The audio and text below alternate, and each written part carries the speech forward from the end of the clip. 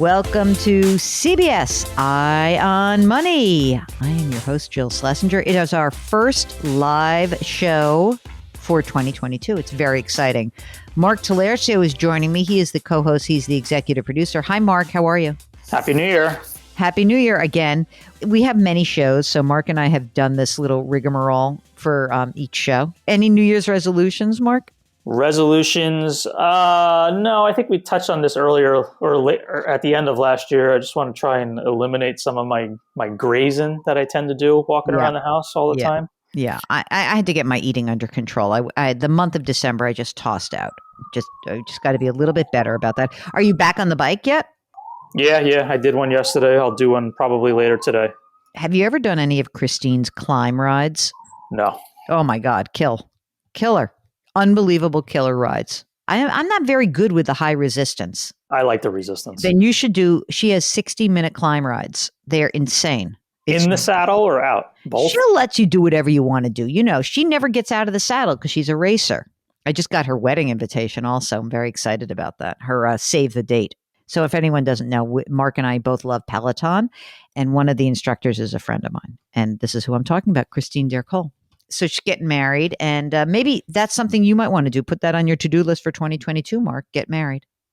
Oh, it's up there. It's at the top. Very good. I have two goals for 2022. Get married and get on a plane.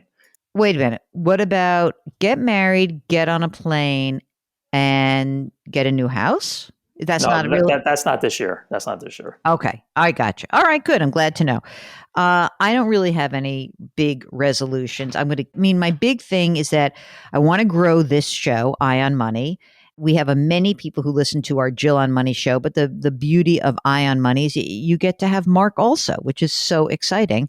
So I want that. I want to grow Eye on Money, and I want to grow our newsletter subscribers. So our newsletter comes out every Friday. Mark puts it together. We have a bunch of subscribers. I want there to be a lot more. So if you go to jillonmoney.com, our brand newly designed website, which was redesigned, by the way, by a listener who basically is like, your website sucks. And then we hired her. And Mark, you liked working with her, right? Karen, yeah, very easy. She's our type of individual. She's a pro, you know? She's a super pro, got it done. No craziness. And so check out the new website, jillonmoney.com. Everything looks different. There's a lot of my nose in there. I know. Sorry. You know, Mark, I had a chance to get my nose done, a real nose job. When I was in high school, I was playing soccer and I got hit in the face with an elbow and I broke my nose. And I let it heal broken because we were in the playoffs. I knew it was broken. I think my father knew it was broken also, but he didn't say anything. And then they had to re-break it because I couldn't breathe because it kind of healed with, sort of with a little. And so I had like one airway kind of was messed up. And so my mother was so excited. She's like, "Oh, you're going to get a nose job finally. That big nose." And, I was like, I'm not getting a nose job. And in fact, when we went there was like a surgeon that had to re-break it who did say, if you want a plastic surgeon to do this, of course you can do that because, they have to re-break it anyway. And we could do like the cosmetic part of it too, take the bump out, et cetera. I said, I don't want to do it. Why don't you want to do it? I said, well, I'm playing sports in college. And he was like, if you're playing sports in college, I probably wouldn't do it. The following year, I got hit in the face with a lacrosse ball and I broke it again. Good decision. Good decisions. But that's why my nose looks so funny. It's not the little ball at the end is from my mother's side of the family. The big bump in the top of the bridge is from two broken noses and no nose job. If you'd like to see more of that, go to jillonmoney.com where you can see my nose prominently. Every photo that you guys chose is my nose. And I apologize for that ahead of time for everybody. I, like Barbra Streisand, will not be getting a nose job. Okay, today we are helping someone take the mystery out of her financial life. Alex is joining us from the suburbs of an undisclosed location in the Midwest. Alex, welcome to the program. What can we do for you? So my husband and I are in our 30s and we both just got kind of raises and started new jobs and we're heading into 2022. And I kind of just wanted to do a level set checkup and I would love some help. So I really just want to know, like, A, kind of how we maximize what we're currently doing. Mhm.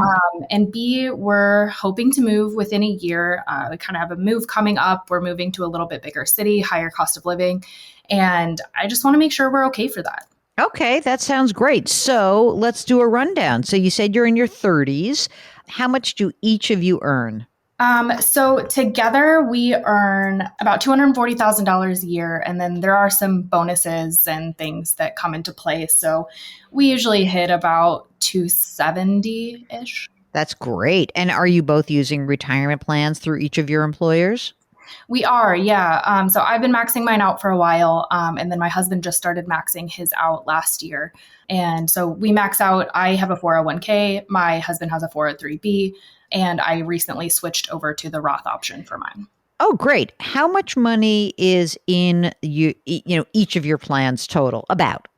I have about $200,000 in my retirement account, and Great. then my husband has about 70,000. Okay, fantastic. You said early 30s, right? Correct. Any kids? Nope, no kids. Just a cute little dog. What kind? Total mutt, shelter dog, mix of a bunch of different breeds, one of which is super annoying, but we love her. Okay. And in addition to your retirement accounts that you're contributing to and you're maxing out right now, do you have any other money saved in non-retirement accounts? Sure. So I actually have an old Roth IRA that has some money in it. So there's about 30K in that. And then we both have HSAs, about 7 or 8,000 in that. In terms of non-retirement accounts, we do have a brokerage, which has some company stock and just kind of index funds and general stocks, which is about 120,000. Awesome. And an emergency reserve fund, maybe? Yeah, we have an emergency fund of about 30,000. And then we have kind of a pocket of money that has been sitting for a while because we had been trying to buy a house, but the market went nuts and couldn't find what we wanted. But that's about $120,000. So you said you were moving, right? Correct. And have you already signed a lease, or did you decide to throw the towel in on looking for a house and to buy? And are you renting? So we're currently renting, but we will be moving probably within 10 or 11 months. So we haven't really started hunting seriously, but we know about the price range we're going to be in. And so we really want to have that like 20% down payment saved up by then. Is that what you are looking at? I mean, you would spend 500 or 600 grand, or is that kind of what you're thinking about for the house target? Yeah, we think we'll probably need about 600 to 650 will be the range we'll be looking in. So I'm hoping to get that down payment up a little bit so that we can put down the full 20%. And you sound like you're saving a ton of money. Like you got a lot of money saved for being in your early 30s. Yeah, we've been pretty frugal. We've been trying to be really smart and self-taught with everything we've been doing, and you guys have actually been a huge help. Oh, thanks. How much is your rent right now? It's about $2,100. What else is going to change when you make this move? Anything else besides the house? It's the house, or buying a home. Is there any change in income that you foresee, or do you feel like you guys are sort of on track to earn this kind of money going forward? My situation won't change, but my husband will job hunt and then kind of get a new job. We think he'll probably stay in the same career field, so his income won't change that much, but we really have no way of forecasting exactly where that will land. Okay. What's the genesis of the move, just out of curiosity? Because you're not moving for a job, which is what I thought you were doing. Or did you move for your job? Why move? We moved for his job kind of right before COVID and ended up kind of holing up in the suburbs, just the two of us and our dog, but decided, we want to be closer to family and friends. So we're going to make the move back. Has it been like a fun experiment living away from everybody, but now it's like, I'm ready to go back home? It really has. Yeah, we actually got married during it and we had a really great kind of year, just the two of us, and it was really fun. But yeah, we're just kind of over it and ready to head back. We're over it. Okay, so next big question that I have for you is there any kid on the horizon potentially or not? We're not sure. We're still pretty undecided about that. And so we're kind of not adding that into the equation right now. But with not knowing that, we're just not quite sure if the house purchase makes sense. Like it seems financially we would be ready for it, but with a move and a job change and everything like that, we're very on the fence about if the house purchase and the price range we're looking in makes sense, mostly because my biggest question is like, how do we maximize what we already have and make sure that we're going to grow it as much as possible to set us up well for a good retirement, some really good travel opportunities once the world opens back up, and kind of all that jazz. You're young, you're married, estate, wills, life insurance, the boring stuff that I have to be an annoying auntie to nudge you about. We do have life insurance through our jobs, pretty standard offering there. We have all of our kind of beneficiary information set up, but we don't have wills and estate planning done yet, other than just kind of our beneficiary elections. Can we just do that? Can we put that on your 2022 list before you even do the house? And here's why. You have the beneficiary stuff, and most of your assets are through your obviously through your retirement accounts, and that is an assignment via beneficiary, but obviously the money that's in the brokerage account and the house account and the emergency reserve, that's not going to pass by beneficiary. If one predeceases the other, then sure, you just get the money back and forth. But if you were to die together, then where does it go? And it's a pain in the ass, and just write it down. Also, we did just live through a pandemic. Hopefully, we're getting towards the other side of it. But healthcare you should have conversations. You should write it down, and you should be each other's power of attorney. And you should clean this up tidy, tidy, tidy. You can go to any place that you want. If you have friends who are lawyers who will do it for you cheap, great. If not, go to a sometimes sponsor of the show, Policy Genius, because they have a very nice estate planning module. Can you get on board with that, please? Yeah, I can do that. All right. Thank you. You're writing it down? I'm writing it down. I hear that you're writing it down. Okay. So what's the big question here? Should you buy a house or not buy a house? I don't know. Why not? Why shouldn't you buy a house? You can afford a $600,000 house. I think we can. I just want to make sure that factors into maximizing what we have. I don't want to get off plan. So what's the goal here? If you really think about that. So I want to understand, like, when you say off plan, what is the plan? What are your goals that you think about? Yeah, I wouldn't say we're like on the FIRE movement plan, but I think we do really like the idea of enough financial stability that whatever comes, we'll kind of be ready for it. We're pretty conservative in our investments and how much we try to keep to make sure we'll be okay for the future. So I would say really goals are just kind of, eventually have a house that we love and we can bring friends and family to, do a lot of travel, and have a healthy retirement. So we've kind of set like an arbitrary goal of having $1 million by 35. And I don't know where we picked that from, but we just thought it sounded like a good idea. So I want to make sure we don't get off plan. All right, let's not do that. Let's throw that goal out. That's silly. Because it is an arbitrary number. You just said that, right? Yep. Okay, so let's look at this. I heard what you said. We want a house where our family can come, where we can entertain people. Go buy your house. You can afford it. If you're telling me you have to spend, $2 million to get the house you want, that's a different story. But you can afford this, and rents are only going to go up. I think that buying a home and getting yourselves established and being in a place where you want to be, where you want to be. That's half the battle. It's great. Go do it. And don't worry, the market is hot. I get it. Market stays hot. Doesn't matter. You're going to be able to be in this house for a while. You're a long-term dweller in this residence. So don't worry about it. And you've got the money. And so, like you said, maybe put a little bit more money into that account. Start looking. What's the 10 to 11 month delay? Is that because you won't be in your new place in the new city? Or is that just like, oh, we've already signed a lease? Like, what's the story here on timing? My husband has a couple of job goals he wants to accomplish before he leaves his current role. What if you found a great house like 2 months from now? What would happen? Ooh, 2 months from now, I think we'd have to pass on it. 6 months from now, I think we'd have a discussion. Okay. So start looking. Okay. Really. Because it takes a while to close on these deals. There's not a lot of inventory. I think that interest rates are rising in the future. So I wouldn't mind you sort of getting ahead of that a little bit. Start your process. It's great. So I'm on board with the house. Now, next question. You're on track. You have the house. You're maxing out your retirement accounts. Once you get the house and you continue to max out your retirement accounts, you will have this opportunity to, save more and more money. Now, I don't know why, like, $1 million is arbitrary to me by 35 because it doesn't really mean anything. But if you say to me, by the time we're 55 or 50 years old, we'd really like to have an opportunity to do something very different. Then you know that you're accumulating for a long term. That's why I feel like the $1 million by 35 is kind of, it's just pointless, because what happens in 2 years from now if we get another bear market and your 20% is lopped off the top and maybe you don't hit your goal just because of market timing? Who cares though? Like, you're not investing for that. You're investing, I think, for flexibility in the future, and you're doing a darn good job. You've got a ton of money invested. Now, are you managing the investments? Are you the one, or is your husband? Do you do it together? What's the story here?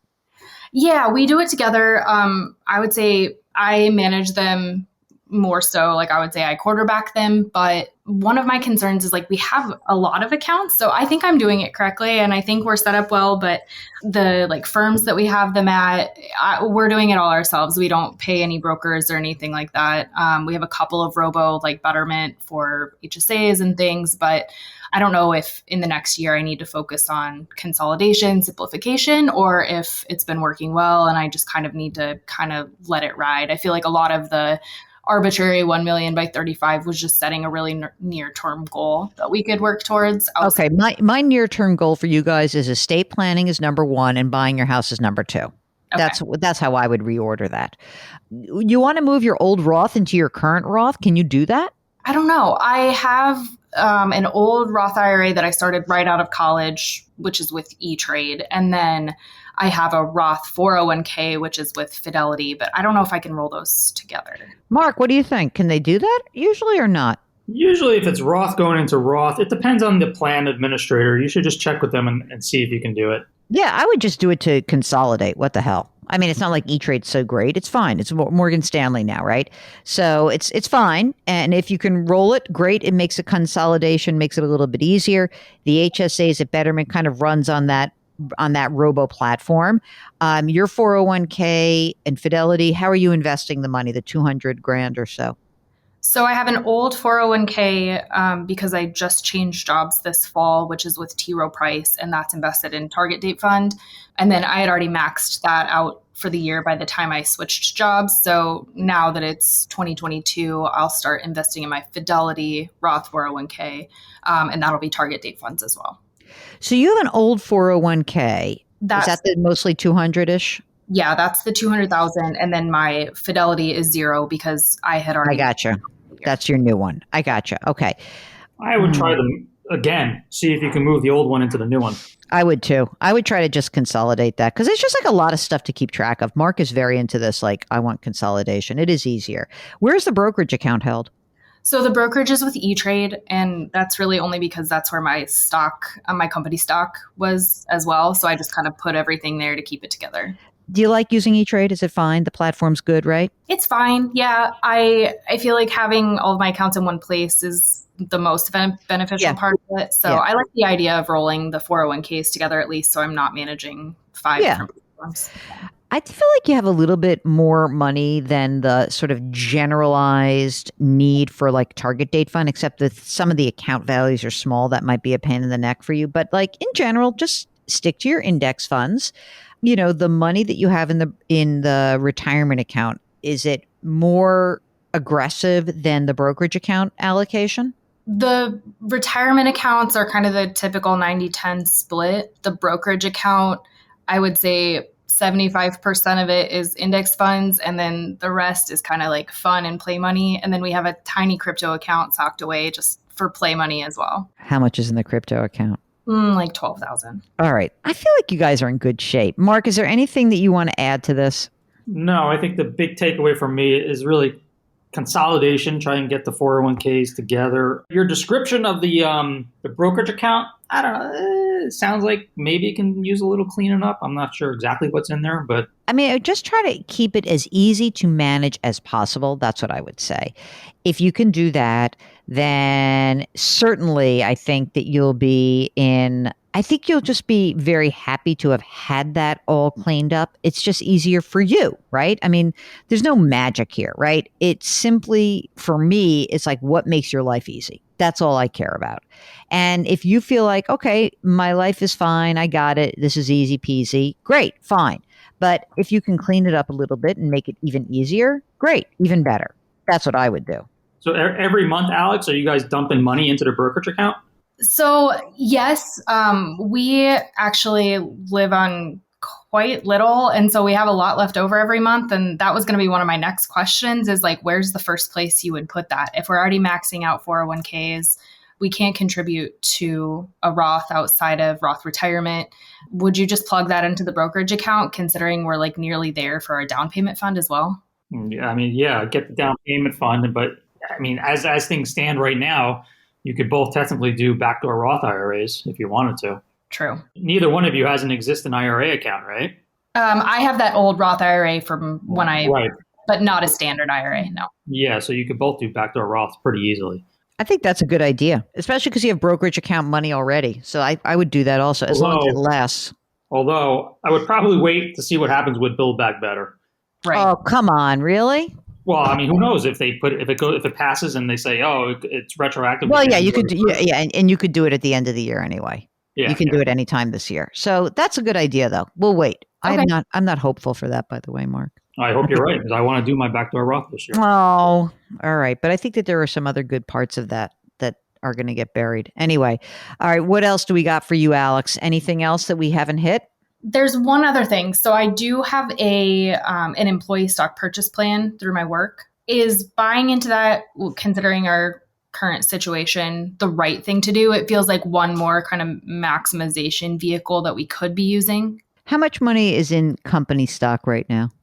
So I have about 25K in old company stock. And since I just made my job change, I don't have any in my new company. Is there any reason why you should keep that old company stock rather than sell it? Do you have a holding period? What's going on with that? I've been selling it off as it vests, but it'll take me a couple years to get through all of it. Okay. And you get to buy a certain amount at a 15% discount. Is that right? Correct. Is there any matching component that the company provides? There's no matching, and I have it set right now for like a 5% salary pull. I mean, 5% is okay, but if like you're going to get bonuses in this stock, and I just don't want you to have an over concentration in this stock. So that if you said 5% about the most I would do right now, because I'm sure you're going to get your bonus in stock, right? Oh, actually, no. Our bonuses come in full cash. So really? Oh, then 5% is fine. 5% is fine. Yeah. So like 5% of that bonus, if I have my ESP set, would go towards the company stock, but it won't be paid in stock. That's fine. I love that you guys have been so disciplined. I just want you to take a little bit of the pressure off the arbitrary part of this and make it more concrete. Like you made it concrete about $1 million by 35, which to me is not the concrete part of the plan that I think makes more sense, which is let's buy our house, let's get some stuff cleaned up, let's get our estate planning done. Those are 3 big things to do this year. Okay. Essentially, do my estate planning. Number 2, start looking for and hopefully buy a home. And the third is clean up some of these accounts and consolidate and try to get your asset allocation in line in a way that you feel is, constructive and easy for you to manage. That's it. Now, that's a lot to do for 1 year, but I think you can. You're doing great. You're doing fantastic. So is there anything else that we can help you with? No, I don't think so. This was really, really helpful. Thank you so much. It's good. It's like we're hanging out, we're chatting, right? It's very easy to do, isn't it? For sure. Yeah. All right, good. Very excellent. All right. If you, like Alex, just want to talk through some stuff, you maybe are on your way. Maybe you think it's not $1 million by age 35. Maybe you want to pay off your student loans by age 35. Maybe you want to worry about how to get to your next phase. How do you make a job transfer? But whatever it is, I think there's a lot of transition right now for folks. It is the beginning of the year, so we encourage you to reach out to us. Go to JillOnMoney.com, the new, beautifully redesigned JillOnMoney.com website. Click on the contact button. That would be great. You can follow Eye on Money wherever you get your podcasts. You can also subscribe to our sister broadcast. It's called Jill on Money. See, it's very easy. Jill on Money. We drop our episodes every Tuesday and Thursday. Mark Talercio is our co-host and executive producer. We are distributed by Viacom CBS, and we would like to encourage you to lift someone up today. It will make that person feel good. It will make you feel good. Curiosity, compassion, community, that is our mantra here. Thank you for listening, and we'll talk to you on Thursday.